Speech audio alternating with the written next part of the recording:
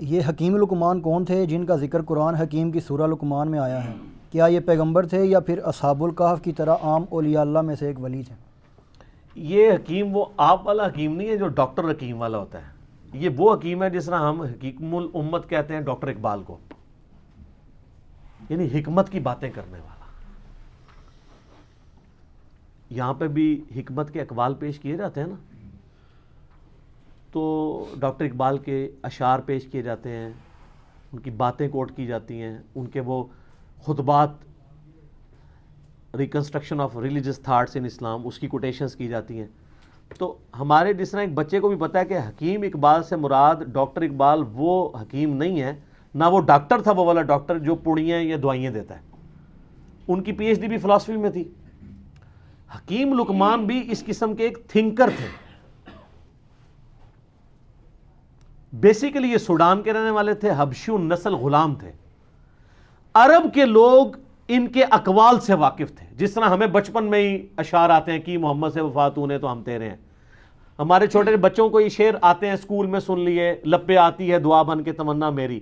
Doctor Iqbal کو وہ جانتے نہیں ہوتے لیکن اشعار سنتے ہیں۔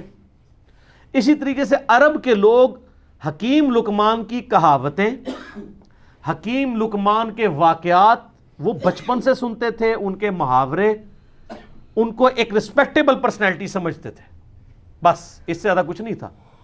نبی نہیں تھے وہ، کسی نبی کے صحابی بھی نہیں تھے وہ، کیونکہ قرآن حکیم میں جو سورہ لقمان میں ان کا ذکر آیا تو انہوں نے صرف توحید اور آخرت کا ذکر کیا، کسی نبی کی پیروی کا ذکر نہیں کیا، ورنہ یہ نبی پہ واجب ہوتا ہے کہ جب وہ دین سکھا رہا ہوتا ہے تو وقت کے پیغمبر کی پیروی کا حکم دیتا ہے۔ وہ ایک عام انسان تھے جو دین فطرت کے اوپر تھے، یعنی انہوں نے نیچر کو آبزرو کیا۔ یہ فطرت ایک توئیں والی ہوتی ہے، وہ فطرت نیچر ایک ہے تا، جہاں پہ کسی پیغمبر کا پیغام نہ پہنچا ہو لیکن فزیکل فینومینا آف نیچر، قانون قدرت کو، التذکیر بھی لا اللہ کو آبزرو کر کے ایک بندہ اللہ تک پہنچ جائے۔ اس طرح وہ گاڈ تک پہنچ چکے تھے۔ ان کی سر نصیحتیں پڑھیں، پہلی نصیحت ہی ان کی کیا ہے؟ یا بنی لا تشرک باللہ ان الشرک لظلم عظیم۔ اللہ نے بیسیکلی مشرکین عرب کو کہا کہ جس حکیم لقمان کو تم اتنا بڑا بزرگ سمجھتے ہو، اس کی باقی کہاوتیں تو سنی ہوئی ہیں، جو اصل اس کی بات ہے کہ اس نے کہا تھا شرک نہیں کرنا، تو تم شرک کا اڈا یہاں پہ کھولے بیٹھے ہوئے ہو کعبے میں۔ یہ حکیم لقمان کی تمہیں نصیحت نہیں پتا؟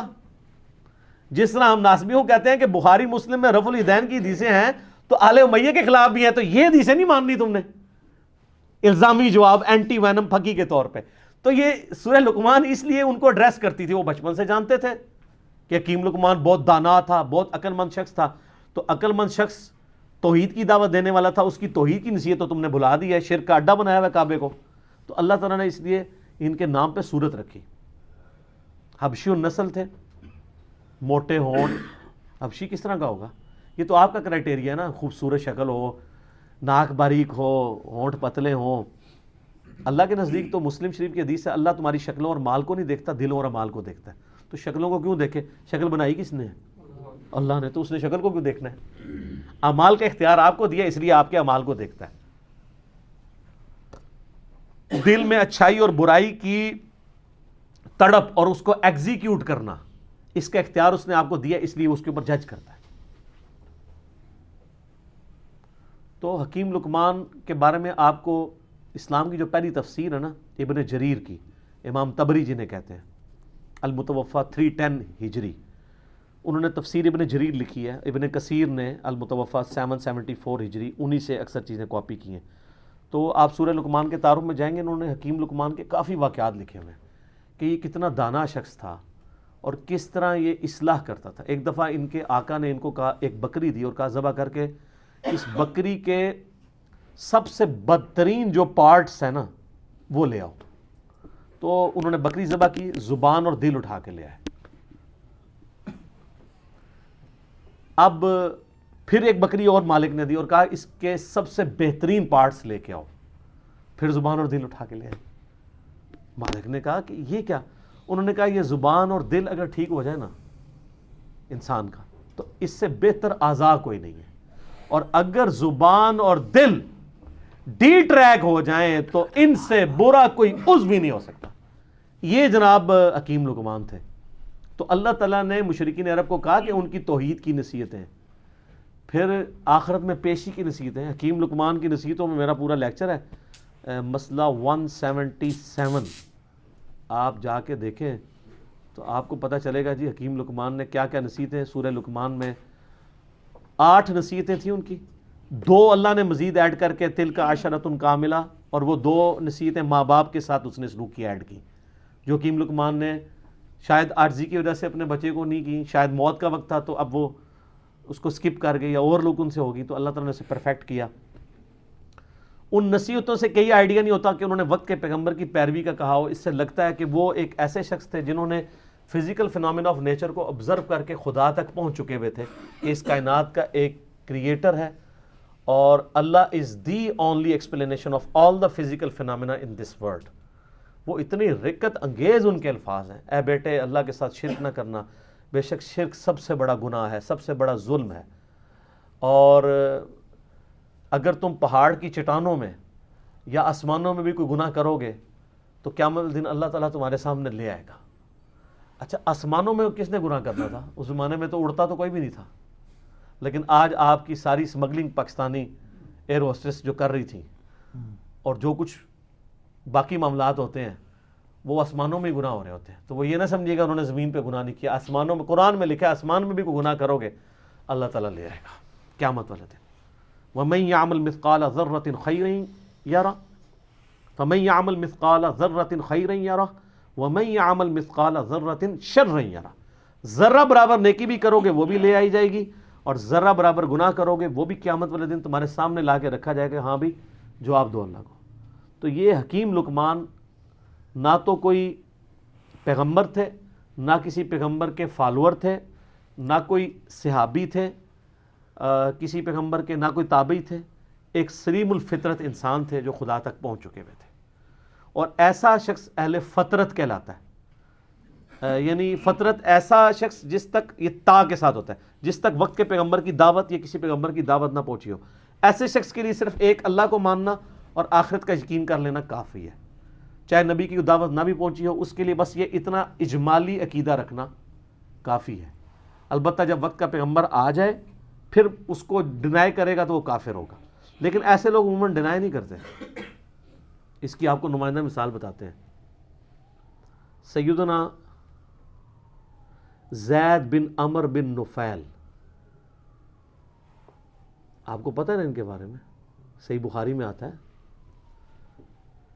ان کا ایک بیٹا ہے سعید ابن زید. سعید ابن زید کو جانتے ہیں؟ اشرم وشرا والی حدیث والا، مغیرہ ابن شعبہ اور حضرت معاویہ کے ساتھ جھگڑا کرنے والا، اور مولا علی کی شان میں 10 صحابہ کے جنتی ہونے والی حدیث سنانے والا، حضرت عمر کا بہنوئی سعید ابن زید، شروع کے مسلمانوں میں سے.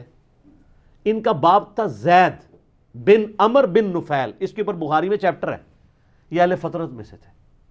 نبی علیہ السلام فرماتے ہیں کہ مجھے صحیح طرح یاد ہے، میں جوانی میں تھا، اس وقت اللہ نے مجھے مبعوث نہیں کیا تھا. ایک جگہ میں دعوت پہ گیا تو وہاں پہ لا کر دسترخوان کے اوپر کھانا رکھا گیا، اور نبی اسلام کی اس وقت عمر 25 سال تھی. تو آپ کہتے ہیں کہ میں نے زید بن عمر بن نفیل کو دیکھا کہ وہ اس دسترخوان سے اٹھ گیا اور اس نے کہا کہ میں بتوں کے نام کا ذبیحہ نہیں کھاؤں گا. ہائے ہائے ہائے ہائے. آپ فرمائے پوری امت بن کے اٹھے گا وہ، اور وہ کعبے کے ساتھ لپٹ کے کہا کرتے تھے اللہ میں صرف تجھے پوجنا چاہتا ہوں. لیکن وقت کے پیغمبر کی کوئی تعلیم ان تک نہیں پہنچی ہوئی تھی. مواحد تھے، وہ یہ مانتے تھے بت پرستی حرام ہے، پیغمبر کی دعوت نہیں تھی. اسلام آنے سے پہلے دنیا سے چلے گئے. لیکن آپ دیکھیں امام بخاری نے رضی اللہ عنہ لکھا ہے، صحابی نہیں ہے لیکن بیٹا تو صحابی نکلا نا. پھر سلیم الفطرت لوگ کیسے ہوتے ہیں؟ ان کا بیٹا ہے سعید ابن زید، حضرت عمر کا بہنوئی، جس کو حضرت عمر سے مار پڑتی تھی اسلام لانے کی وجہ سے. اور یہ پھر آخری وقت تک آپ دیکھیں ڈٹے رہے ہیں. وہ تو آپ کربلا والا ریسرچ پیپر پڑھ لیں، جب سب لوگ مسریت کا شکار تھے، یہ تو اعلانیہ مجموعوں میں کھڑے ہو کے کہتے تھے تم جنتی شخص علی ابن ابی طالب پہ لعنت کرواتے ہو. ہم کبھی بھی اس پہ لعنت نہیں کریں گے، کیونکہ میں نے رسول اللہ سے سنا ہے ابو بکر جنت میں، عمر جنت میں، عثمان جنت میں، علی جنت میں. سنن نسائی الکبریٰ میں اوپر تلے کتنی حدیث ہیں، میں نے اس اپنے کربلا والے ریسرچ پیپر میں ڈالی ہے. ایک تابعی آ کے کہتا ہے کہ میں اس دنیا میں سب سے بڑھ کر سیدنا علی سے محبت کرتا ہوں. تو سعید ابن زید نے یہ نہیں کہا تو شیعہ ہے، یا رافضی ہو گیا. آپ فرمایا تجھے خوشخبری ہو تو ایک جنتی شخص سے محبت کرتا ہے.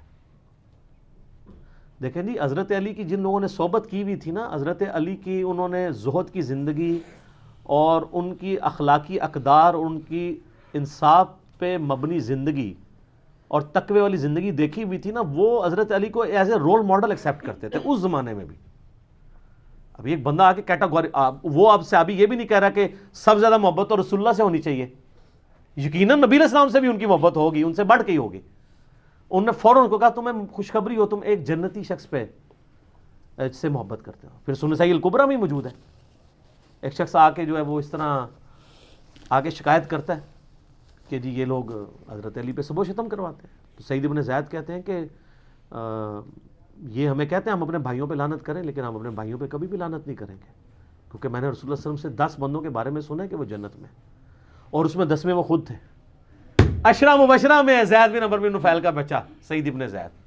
تو 9 کے نام بتا کے چپ کر جایا کرتے تھے. ویسے ساڑھے ورگا ہونا کہتا سر پہلا تو میں جے اگے تو گنتی دسنے. وہ پہلے باقیوں کے نام بتاتے تھے اور اینڈ پہ کہتے تھے ایک 10واں شخص بھی ہے. پھر لوگ کہتے تھے وہ کون ہے؟ تو کہتے تھے اگر تم ضروری سمجھتے تو میں بتا دیتا ہوں وہ میں ہوں. یہ تھی عاجزی. تو ان کے والد زید بن عمرو بن نفیل وہ بھی اہل فطرت میں سے تھے، جسٹ لائک سیدنا لقمان رضی اللہ تعالی عنہ و رحمہ اللہ تعالی و علیہ السلام. اور سر کیا خوش نصیبی ہے، اللہ کو مواحد کتنا پسند ہے کہ نہ وہ صحابی ہو، نہ وہ تابعی ہو، نہ کسی پیغمبر کی اس نے صحبت کی ہو، نہ کسی پیغمبر کا کلمہ پڑھا ہو، لیکن ایک اللہ کا ماننے والا ہو، شرک سے بیزار ہو، آخرت میں اللہ کی جواب دہی کا یقین رکھتا ہو. اس کے نام پہ پوری سورت ہے، اور اللہ تعالیٰ اس کے اقوال کو توحید کی دعوت کے لیے رول ماڈل کے طور پہ مشرکین عرب کے سامنے رکھ رہا ہے. آپ ذرا دیکھیں کہ حضرت لقمان، سر اس سے یہ پتہ چلا لوگ کہتے ہیں نہیں ساری دنیا برباد ہوگی، اور دنیا تو برباد ہونی ہے، غریباں دی اور ہونی ہے. آخرت آپ اپنی دنیا میں بڑے سے بڑے امیر آدمی سے بھی اچھی کر سکتے ہیں، وہ آپ کے اپنے اختیار میں. لقمان نے کر کے بتائی ہے نا. نہ نبی ہے نہ کوئی صحابی ہیں. اگر نبی ہوتے تو کہتے میری پیروی کرنا، نبی تو کہہ کے جاتا ہے. نبی علیہ السلام نے ہمیشہ اپنی پیروی کا حکم نہیں دیا.